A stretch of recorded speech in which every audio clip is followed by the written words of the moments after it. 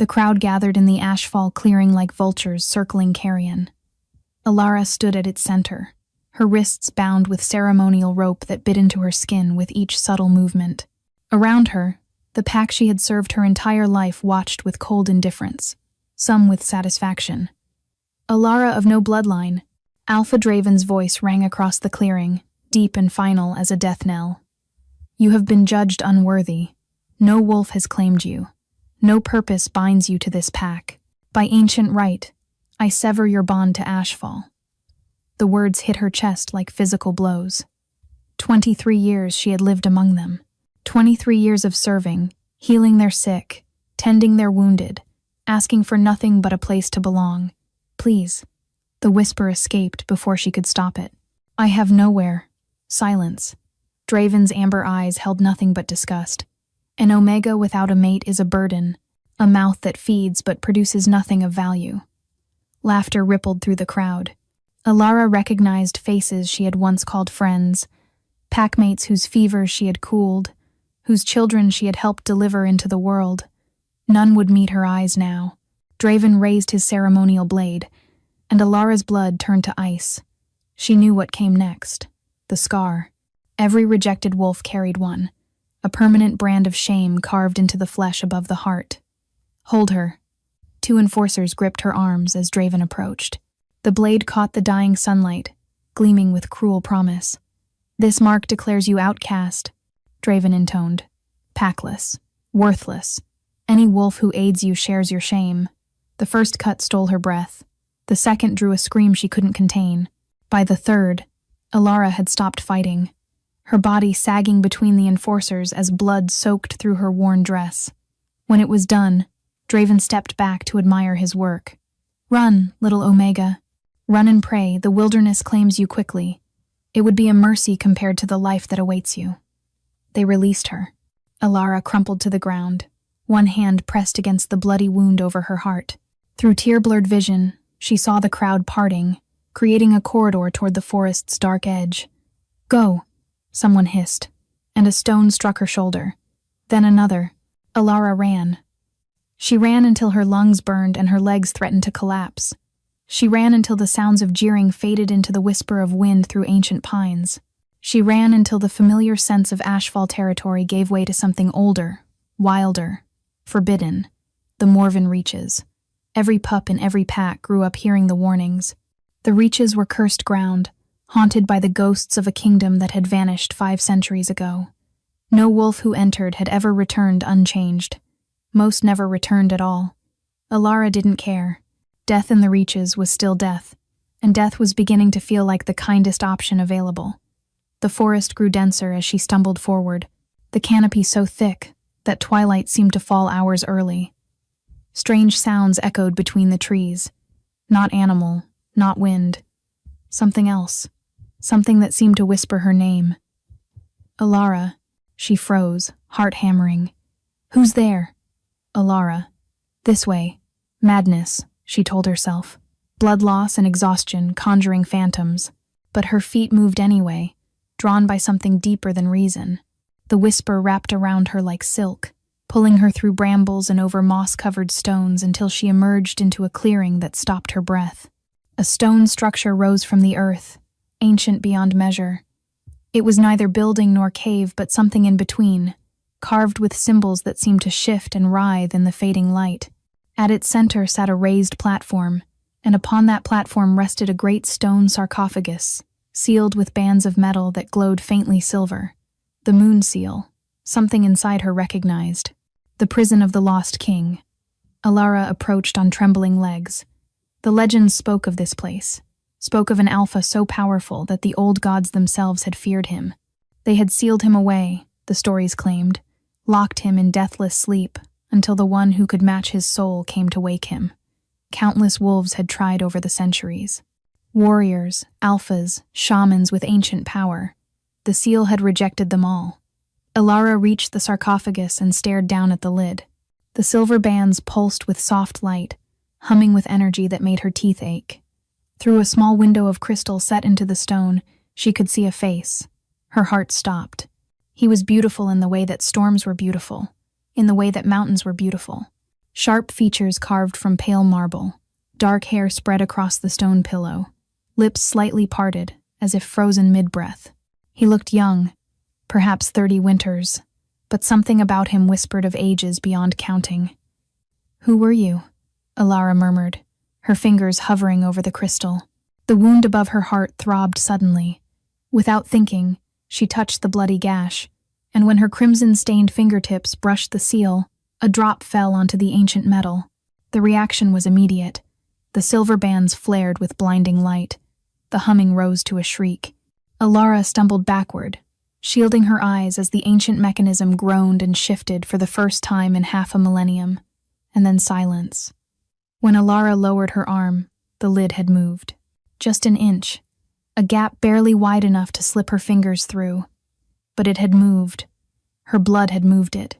Before she could think, before wisdom could override instinct, Alara pressed her palms against the moon-sealed lid and pushed. The stone slid aside as if it weighed nothing at all, and beneath it, the Lost King's eyes snapped open, blazing molten gold that locked onto her face with the intensity of a predator sighting prey. His lips moved. A single word emerged, rough from centuries of silence, but unmistakable. Finally, Alara couldn't move, couldn't breathe. Those burning eyes held her pinned more effectively than any chain, ancient and immediate all at once. The Lost King sat up slowly, his movements stiff but deliberate. Dust cascaded from his shoulders, from the dark leather armor that still clung to his frame. He was massive, she realized now. Even seated, he towered over her, broad across the chest and shoulders in a way that spoke of violence contained. "You." His voice was a rasp, cracked from disuse. He cleared his throat and tried again. "You opened it." Alara's legs finally remembered how to move. She stumbled backward, nearly tripping over a root. "I didn't mean to. The blood, it was an accident." Something flickered across his face. Amusement, perhaps, or disbelief. "An accident." He repeated the word like he was tasting it. "5 centuries I have waited for the one whose blood could break the seal. And she calls it an accident. 5 centuries. The number rang in Alara's skull. The legends were true. This creature before her had been sleeping since before her grandmother's grandmother had drawn breath. "I should go," the words tumbled out. "I shouldn't be here. This place is forbidden." "Wait." The command resonated with power that pressed against her chest, that made her wolf her weak. Omega Wolf want to drop to its knees in submission. But beneath the authority was something else. Something almost like desperation. "Please," he added, and the word seemed to cost him. "Do not flee. Not yet." Alara hesitated, every instinct screaming at her to run. But she had been running all day, and she was so very tired. "Who are you?" The Lost King swung his legs over the edge of the sarcophagus, moving like a man testing limbs he wasn't certain still functioned.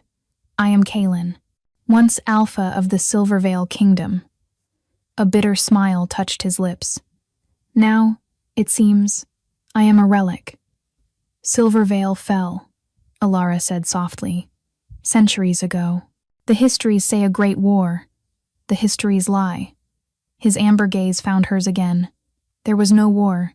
There was betrayal. My own counsel, my own blood, conspired with the shamans to seal me away. They feared what I was becoming, what I could do." He paused, studying her face with unnerving intensity. "But that is a tale for another moment. First, tell me your name." "Alara. Alara." He spoke it slowly, reverently, as if committing it to memory. "And why does Alara wander the cursed reaches alone, bleeding from a wound that smells of pack justice?" Her hand flew instinctively to her chest, to the cuts that still seeped beneath her ruined dress. She had forgotten somehow. The pain had faded to a dull throb beneath the weight of everything else. "I was cast out," she admitted, the shame burning fresh. "Rejected. I am Omega, and no wolf wanted to claim me, so they marked you." His voice had gone dangerously quiet. "They carved their cruelty into your skin and sent you to die. It is the old way, the law." Kaelin rose to his full height, and Alara's breath caught. He was taller than any Alpha she had ever seen, his presence filling the ancient chamber like smoke filling a room. When he stepped toward her, she should have fled. Every rational thought demanded it. Instead, she stood frozen as he closed the distance between them. "May I see?" The question was soft, at odds with the power radiating from his form. Alara found herself nodding before she could think, her fingers moving to pull aside the torn fabric of her collar. The wound was ugly, 3 jagged cuts forming the rune of rejection, still raw and weeping. Kaelin studied it with an expression she couldn't read, his jaw tightening until she could see the muscle flex beneath his skin. "Barbaric," he murmured. "Even in my time, we did not treat Omegas thus. They were cherished, protected. Some even carried gifts that allowed them to shift when the need was great enough. It doesn't matter." Alara let the fabric fall back. "I have no pack now, no home. When you release me, I'll continue into the reaches until... Until what?" His eyes flared bright. "Until exposure claims you? Until some beast finds you wounded and weak?" He shook his head slowly. "I did not wait across centuries for my fated one, only to watch her walk to her death." Alara's heart stuttered. "Your what?" Kaelin raised one hand, his fingers hovering beside her face without quite touching.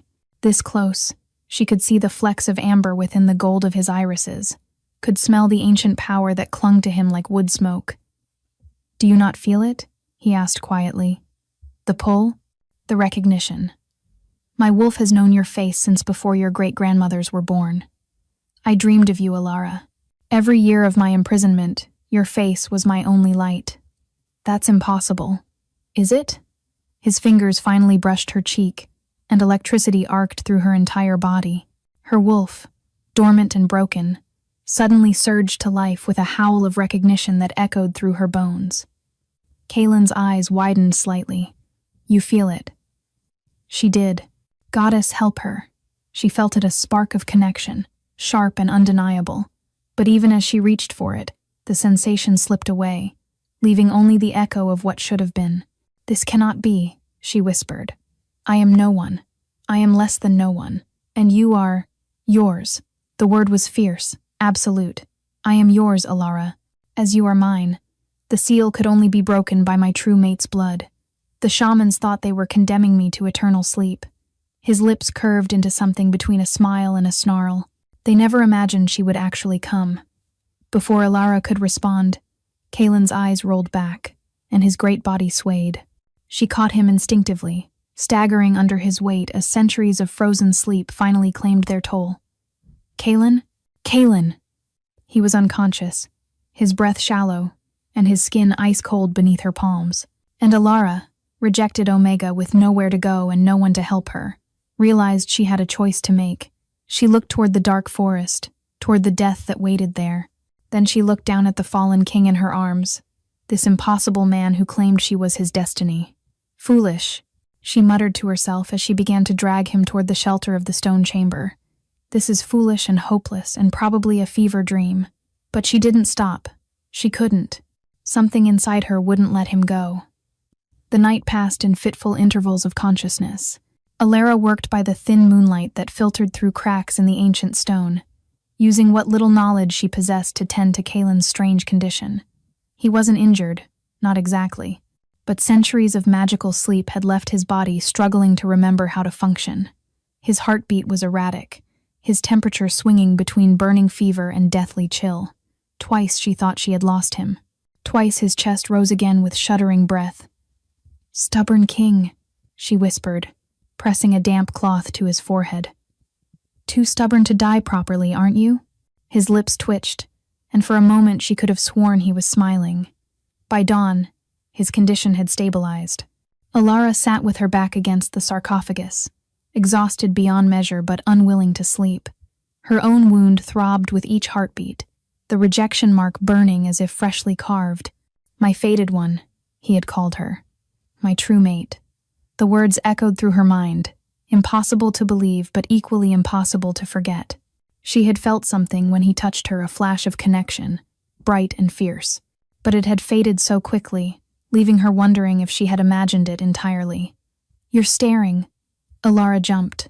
Kaelin's eyes were open, clearer now than they had been before. The gold had softened to warm amber, though no less intense. "I was watching for signs of distress," she said quickly. "You were quite ill. And you tended me through the night. It wasn't a question. He turned his head slowly, taking in the makeshift camp she had created, the torn strips of her underskirt she had used to pillow his head. Why? I don't know. The honesty surprised her. I should have left. You're a stranger, a king from a dead era. I owe you nothing. Yet you stayed. Yet I stayed. Kalen pushed himself up onto his elbows, grimacing at the effort. The bond, he said quietly. Even incomplete, even fighting to take hold, it pulls at your wolf. I felt something, Alara admitted, hugging her knees to her chest. When you touched my face, like lightning, but then it was gone. The spark needs kindling. His voice was rough with emotion. The bond is trying to form, but something blocks it. Perhaps your wolf has been wounded too deeply to trust. They sat in silence for a moment, two strangers bound by something neither fully understood. You need food, Alara said finally. Water. I saw a stream, not far from here. If you can manage alone for a short while, come here first. The command was gentle but undeniable. Alara found herself moving before she consciously chose to, settling beside him close enough that she could feel the heat radiating from his body. Your wound, Kalen said. Let me see it again. It's fine. Alara, just her name. Nothing more, but spoken with such quiet authority that her protests died in her throat. She pulled aside her collar, revealing the ugly mark. In the pale morning light, it looked even worse than before, the edges inflamed and angry. Kalen's expression darkened. This will scar. That's the point. She tried to keep her voice light. So everyone knows what I am, what I'm worth. You are worth more than every wolf who stood in that clearing. His hand rose to hover over the wound, not touching but close enough that she could feel warmth emanating from his palm. They are blind, weak, unworthy of the gift they discarded. Pretty words for a woman you've known less than a day. I have known you across centuries of dreaming. His amber eyes met hers, fierce and certain. I knew you before you existed, Alara, and I know this. His hand moved higher, cupping her unmarked cheek with devastating gentleness. You are not what they named you. You are not rejected. You are not worthless. You are the woman who walked through cursed lands and woke a king. You are my mate, my equal, my heart. Tears spilled down Alara's cheeks before she could stop them. No one had ever spoken to her like this. No one had ever looked at her as if she mattered. You don't know me, she whispered. Not truly. What if I disappoint you? Impossible. He brushed a tear from her cheek with his thumb. You surpassed my dreams the moment you chose to stay. Alara didn't know who moved first. Perhaps they moved together, drawn by the invisible thread that bound them. But suddenly his forehead rested against hers, their breath mingling, and she felt her wolf rising to meet his with a recognition that transcended logic. I need to mark you, Kalen breathed. My wolf demands it. The bond demands it. But I will not take what is not freely given. Tell me to stop, and I will. She should tell him to stop. She knew nothing about him beyond legend, and a single night of strange connection. This was madness. But Alara was so tired of being sensible, so tired of following rules that had brought her nothing but pain. Yes, she whispered. Kalen made a sound low in his chest, something between a groan and a growl. His lips found her throat, tracing a path of fire along her pulse. When he reached the spot where her neck met her shoulder, he paused. This will bind us, he murmured against her skin. Incomplete until you mark me in return, but binding nonetheless. Are you certain? Yes. His teeth sank into her flesh.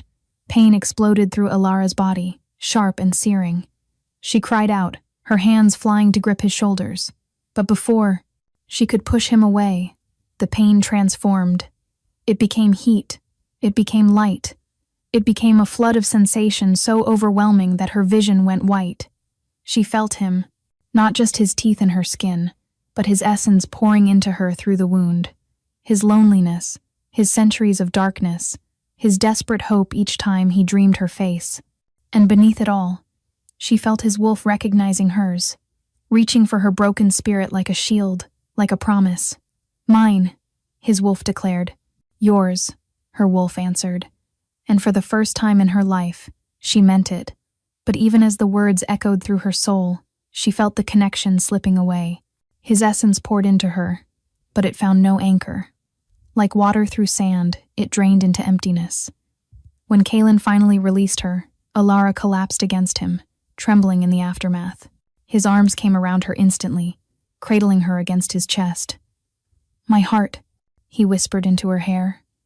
"My brave, beautiful heart." Alara tried to respond, but darkness was already claiming her.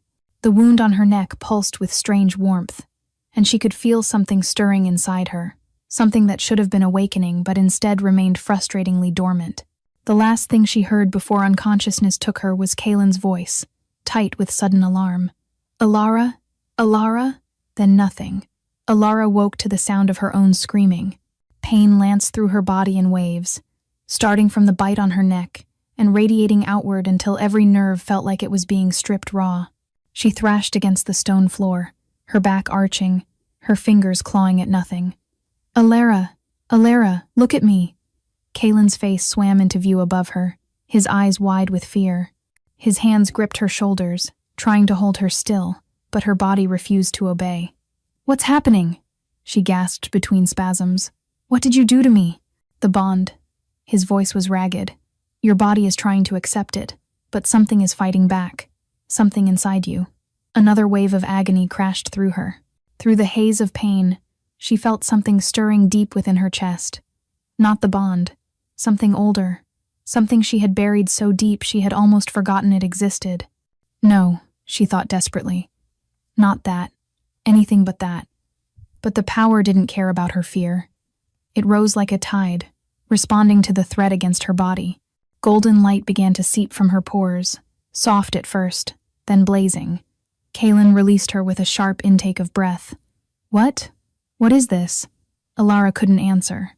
The light was consuming her now, pouring from her hands, her eyes, the wound on her neck.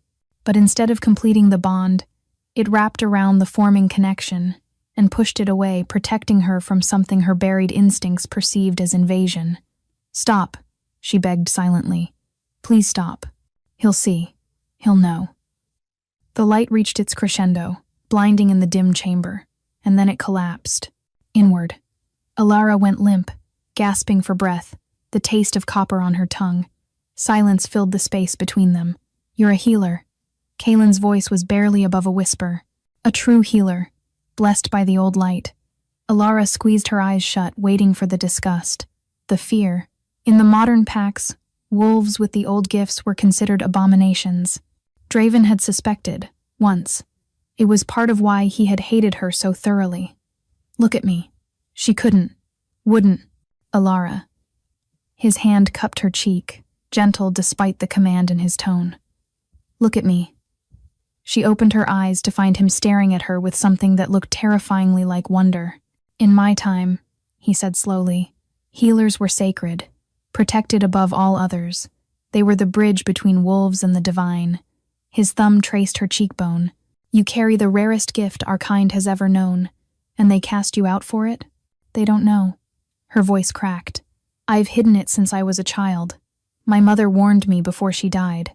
She said the new packs fear what they don't understand. So I learned to suppress it, to keep it buried so deep that even I forgot its true strength." Understanding dawned in Kaelin's expression. "That's why the bond won't complete.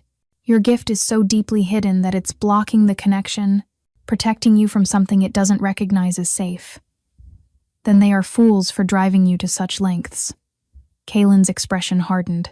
"And I will make them regret every moment of pain they caused you." Before Alara could argue, a sound from outside the chamber made them both freeze. Footsteps. Multiple sets, moving through the forest with the quiet efficiency of trained hunters. "Someone's coming," Alara breathed. Kaelin was on his feet instantly, his body shifting into a protective stance between her and the entrance. "Stay behind me," he commanded. "You're barely recovered. You can't fight. Watch me." The footsteps stopped just outside. Alara's heart hammered as shadows fell across the chamber's entrance. Then a voice called out, achingly familiar and filled with vicious satisfaction. Well, the little reject survived after all. Draven. He stepped into the chamber flanked by 6 of his strongest enforcers. his amber eyes taking in the scene with cold calculation.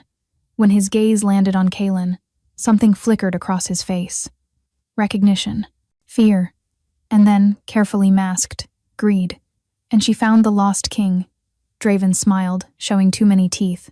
How fortunate. The council will be very interested to hear about this. The enforcers fanned out, surrounding them in a half-circle that left no avenue for escape. Alara's mind raced. The council. She had heard whispers of them, the secret rulers who controlled all the packs from the shadows. If Draven reported Kaelin's awakening to them. "You followed me," she said, stalling for time. "Into the reaches. You risked cursed ground just to make sure I died? Don't flatter yourself." Draven's eyes never left Kaelin. "We've had scouts watching this place for generations. Imagine my surprise when the seals began to glow last night." He studied Kaelin like a merchant appraising goods. "The council has been trying to open that sarcophagus for 300 years, and a worthless Omega succeeds where our greatest shamans failed? She is not worthless." Kaelin's voice was quiet, but it filled the chamber like thunder. "She is my mate, my queen, and you will address her with respect." Draven laughed. "Your mate? You've been asleep for 5 centuries. You have no idea what she is." "The only mistake," Kaelin said, "was yours. Marking her, casting her out, driving her to me." Something shifted in the air. Alara felt it before she saw it. The temperature dropping, the shadows deepening. Kaelin's eyes began to glow brighter, and when he spoke again, his voice carried harmonics that weren't entirely human. "I remember your bloodline, Draven of Ashfall. Your ancestors served mine. They knelt before my throne and swore oaths of eternal loyalty." He smiled, and it was terrifying. "Shall I remind you what happens to oathbreakers?" Genuine fear crossed Draven's face. He took an involuntary step backward before catching himself. "Seize them," he barked at his enforcers. "Both of them. The council will decide." Kaelin moved. One moment he stood beside Alara. The next, he was among the enforcers like a wolf among sheep. Within seconds, 4 enforcers lay groaning on the ground, and the remaining 2 had fled into the forest. Draven stood alone, his face pale. "Impossible," he whispered. "You should be weak. The sleep should have what?" Kaelin advanced slowly. "Diminished me?" He stopped inches from Draven's face. "I am Kaelin of Silvervale, Alpha of the First Blood, and you." He gripped Draven's throat, lifting him effortlessly off the ground. "You hurt what is mine, Kaelin." Alara's voice cut through the violence. "Don't." He turned to look at her, surprise flickering through the predatory focus. "He deserves death," Kaelin said. "For what he did to you." "Maybe." Alara moved closer, her hand finding his arm. "But if you kill him, the council will hunt us both. We need to disappear, not start a war." For a long moment, Kaelin didn't move. The struggle was visible on his face. Vengeance warring with reason. Finally, with a sound of pure frustration, he dropped Draven to the ground. "Run back to your masters," he snarled. "Tell them the lost king has risen. And tell them this. Alara is mine. If anyone touches her again, I will end their bloodline so thoroughly that even the histories will forget they existed." Draven scrambled to his feet and fled without looking back. Kaelin turned to Alara, his expression softening instantly. "We need to move. He'll return with reinforcements." "Where can we go?" "There is a place." He took her hand, his grip warm and certain. "An old sanctuary, hidden from the world, since before my imprisonment. If it still stands, we'll be safe there." "I'm scared," she admitted quietly. Kaelin lifted her hand to his lips, pressing a kiss to her knuckles. "So am I. But I would rather face fear with you than face eternity without you." They ran together into the forest, leaving the past behind. But as the trees closed around them, Alara couldn't shake the feeling that something was wrong. The bite on her neck had begun to pulse again, not with pain but with a strange, hollow ache. And deep inside her chest, where the bond should have been taking root, she felt only emptiness. 3 weeks. 3 weeks of running, of hiding, of sleeping in caves and abandoned ruins while Draven's hunters combed the wilderness for them. 3 weeks of Kaelin teaching her the old paths through the reaches, the secret ways that had been forgotten by the modern packs. 3 weeks of the ache in her chest growing worse. Alara hid it as best she could. She smiled when Kaelin looked at her with those warm eyes full of hope. She laughed at his wonder over simple things. Fire strikers, preserved foods, the strange new words that had entered the common tongue during his long sleep.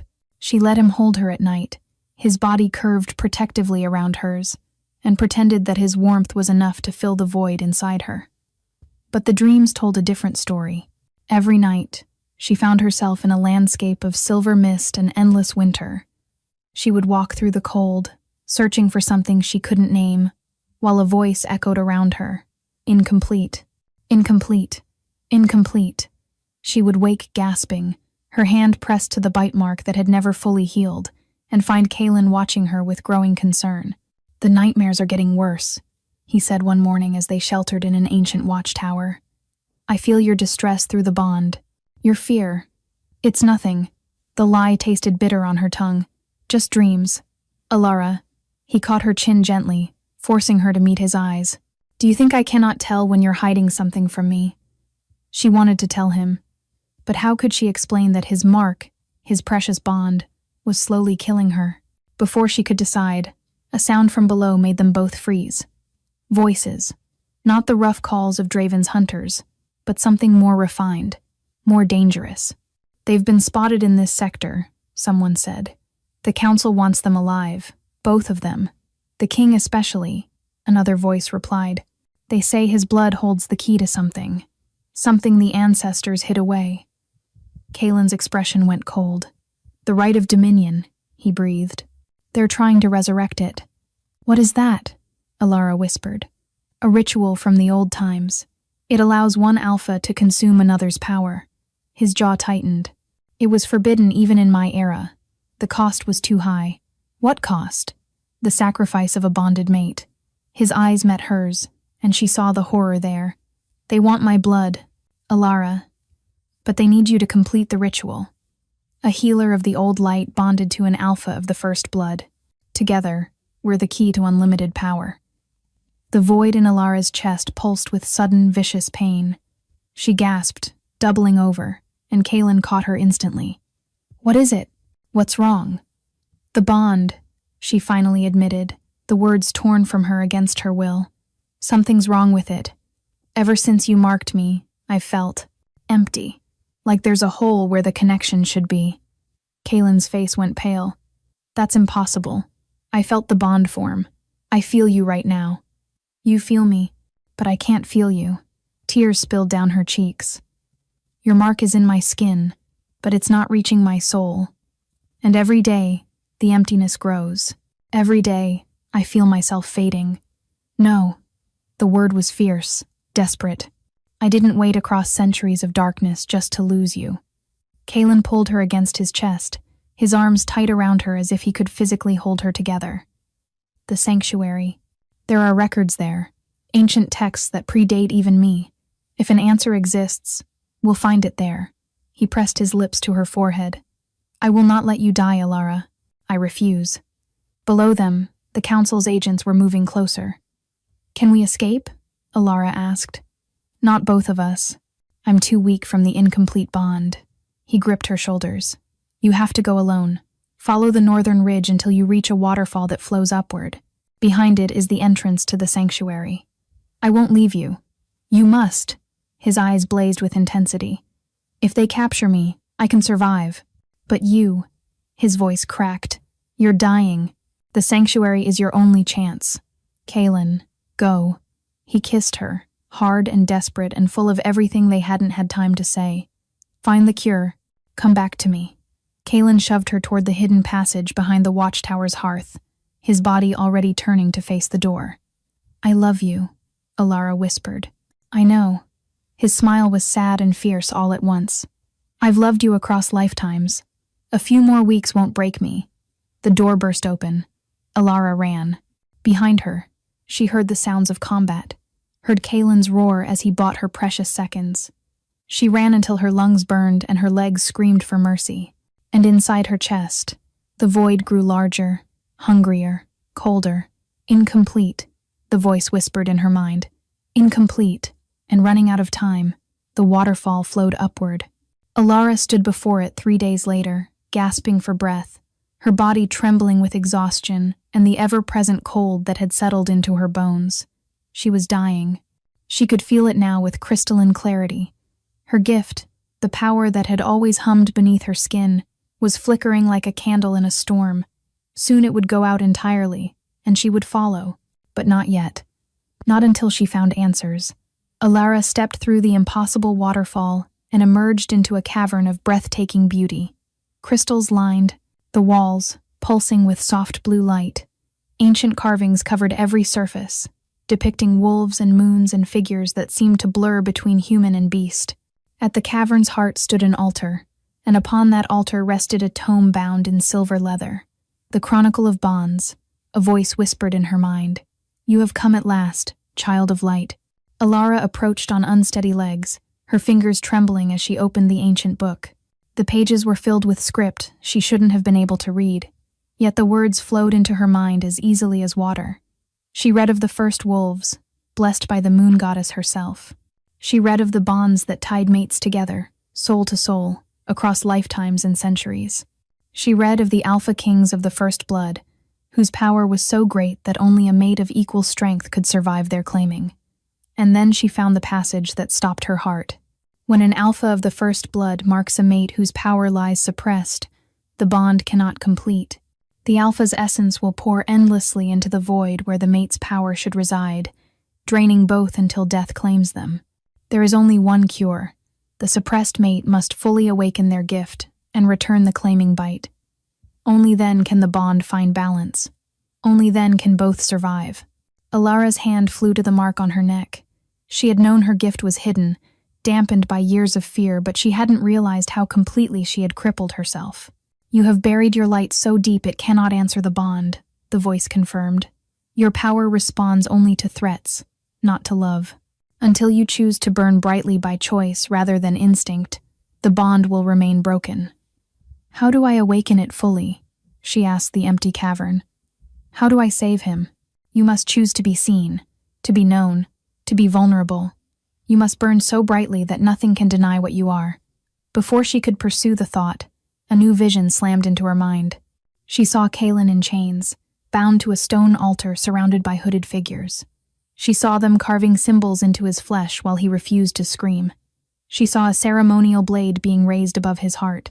"The right of dominion begins at moonrise," the voice said urgently. "If you do not reach him before the blade falls, he will die, and you will follow." "Where? Where are they holding him?" "The Obsidian Spire, the Council's seat of power. 3 hours run for a wolf at full strength." 3 hours. Alara could barely stand upright. Her power was guttering, her body failing, and the distance was impossible. But Kaelin was going to die believing she had abandoned him. That was unacceptable. Alara closed her eyes and reached deep within herself, past the fear, past the doubt, past 23 years of believing she was nothing. She reached for the light that had always been there, waiting for her to stop being afraid. "I am not worthless," she told herself fiercely. "I am blessed with the old light. I am the mate of a king. I am the woman who opened a seal that held for 5 centuries. And I will not let him die." The light answered. It exploded from her core like a sun being born, blazing through her veins, burning away the void that had been consuming her. The pain was extraordinary, every cell in her body screaming, as suppressed power finally, fully awakened. But beneath the pain was something else. Strength, purpose, love so fierce it could move mountains. When Alara opened her eyes, they blazed pure gold. She ran. The obsidian spire rose from the earth like a blade of black glass, its peak scraping the belly of the blood-red moon. As she crested the final ridge and saw the fortress below, her heart plummeted. Hundreds of wolves surrounded the spire, council enforcers in ceremonial armor. The main gates stood open, revealing a courtyard filled with hooded figures, arranged in concentric circles around a raised platform. And on that platform, Kaelin knelt in chains.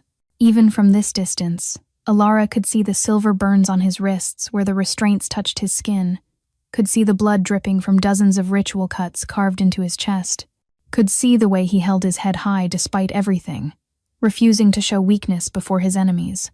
A figure in elaborate robes stood before him, holding a curved blade that gleamed with dark enchantment. "Kaelin of Silver Vale," the figure intoned, "you have been judged by the Council of Pax. Your bloodline is too dangerous to persist. Your power will be harvested for the good of all wolfkind. The good of your own ambition, you mean." Kaelin's voice was rough but defiant. "My ancestors would weep to see what the Pax have become. Your ancestors are dust." The robed figure raised the blade. "As you will be, once we complete the rite. Your mate has fled. Your bond is incomplete. There is no one left to save you." Kaelin's laugh was broken and beautiful. "You think I need saving?" He lifted his head, and even in chains, even bleeding and defeated, he looked like a king. "I have lived across centuries dreaming of a woman who didn't exist yet. I woke to find her more magnificent than any dream. I have known true love, even if only for a moment." His voice softened. "Alara gave me more in 3 weeks than I experienced in centuries of rule. If I die tonight, I die grateful. I die complete." No, the word blazed through Alara's mind with the force of a thunderclap. She would not let this happen. She would not let him die, believing their love was a beautiful tragedy instead of an eternal triumph. She had spent her entire life concealing herself, running, accepting the judgment of wolves who couldn't see her worth. No more. Alara threw back her head and howled. The sound that emerged was not the weak cry of a rejected Omega. It was the roar of awakened power, of light made manifest, of a woman finally claiming everything she had been too afraid to embrace. The howl echoed across the valley, shaking the obsidian spire to its foundations. Every wolf in the courtyard froze, and then Alara began to transform. She had never shifted before. Omegas rarely could, their wolf spirits too diminished to take physical form. But Kaelin had spoken of the old ways, of Omegas whose gifts allowed them to shift when the need was great enough. She understood now. This was what he had meant. The shift was agony and ecstasy intertwined. Her bones cracked and reformed. Her muscles tore and rebuilt themselves stronger. Fur the color of moonlight erupted across her skin, and when the transformation completed, a wolf of pure silver stood where Alara had been. She was magnificent. She was terrifying. She was coming for her mate. Alara launched herself down the ridge, a streak of silver lightning cutting through the darkness. The enforcers who tried to stop her were thrown aside like leaves in a hurricane. Her newly awakened power blazed around her, and wolves scattered before her advance. "Impossible!" the robed figure screamed. "She's an Omega! She can't—" But Alara wasn't listening. She had eyes only for Kaelin, who stared at her approaching form with an expression of stunned wonder. She leaped. The distance was impossible. The height was absurd. But love doesn't care about physics, and Alara soared through the air like she had wings. She landed on the platform in a shower of golden sparks, her massive silver form placing itself between Kaelin and the ceremonial blade. "Mine," she growled, and the word carried power that made the platform crack beneath her paws. The robed figure stumbled backward. "Kill her! Kill them both!" Enforcers surged forward, but Alara was already moving. She shifted back to human form in the space between heartbeats, her hands finding Kaelin's face, her eyes meeting his. "You came," he whispered, tears cutting tracks through the blood on his cheeks. "I stopped being afraid." She pressed her forehead to his. "I chose to be seen, and I am never letting you go again." "The bond," he gasped. "It's still incomplete. You'll die if—" "No." Alara smiled, and it was the most radiant thing he had ever seen. "I know what I have to do." She kissed him, deep and fierce and full of centuries of waiting, 3 weeks of running, and a lifetime of finally understanding her own worth. And then she bit him. Her teeth found the place where his neck met his shoulder, the sacred spot that would complete what he had started. She bit down with supernatural strength, and as her teeth pierced his skin, the world exploded. The incomplete bond ignited like dry kindling touched by flame. She felt him flooding into her, his centuries of loneliness, his desperate hope each time he dreamed her face, his fierce and overwhelming love for the woman who had opened his prison. And he felt her in return. The years of rejection, the buried power, the moment she had chosen courage over fear. Their souls crashed together and merged, 2 halves finally becoming whole. Light erupted from where their bodies connected. golden and silver intertwined, so bright that every wolf in the courtyard was forced to look away. The chains binding Kaelin shattered. The ritual circle cracked and crumbled. When the light finally faded, Alara and Kaelin stood in the center of the ruined platform, their arms wrapped around each other, their matching marks glowing softly in the moonlight. The bond was complete. "My queen," Kaelin breathed, his eyes shining with tears and joy. "My heart, my home, my king," Alara answered, and the words felt like truth, like destiny. Around them, the remaining council members fled into the night, their schemes shattered. Draven was among them, Alara noted with distant satisfaction. Let him spend the rest of his life knowing that the Omega he had rejected had become more powerful than he could ever dream. The scar over her heart, the mark of her rejection, began to warm. Alara looked down to see golden light seeping from the wound, burning away the ugly brand until only smooth skin remained. "It's gone," she whispered. "You were never truly rejected," Kaelin said softly. "You were being saved. For me. For this moment. For the rest of our eternity." Alara laughed, the sound bright and free and full of more joy than she had ever thought possible. She had walked into the cursed reaches, expecting to die. Instead, she had found a king who had waited across centuries for her touch. She had found power she never knew she possessed. She had found belonging in the arms of a man who saw her worth when she couldn't see it herself. "What happens now?" she asked. Kaelin smiled, and it transformed his face from fierce to beautiful. "Now we rebuild. The old kingdom rises again, led by a king and queen who will never let another wolf suffer as you did." He cupped her face in his hands. "Now we live, Alara, together, forever." He kissed her beneath the blood-red moon, surrounded by the ruins of their enemies' ambitions, and Alara finally understood what the voice in the sanctuary had meant. She had chosen to be seen, and in being seen, she had found everything she never dared to dream of. She was finally where she belonged. Thank you so much for listening. I hope you enjoyed the story. If you'd like to hear more tales of fated mates, forbidden love, and second chances, make sure to subscribe and turn on notifications so you never miss an upload. Your support means the world to me.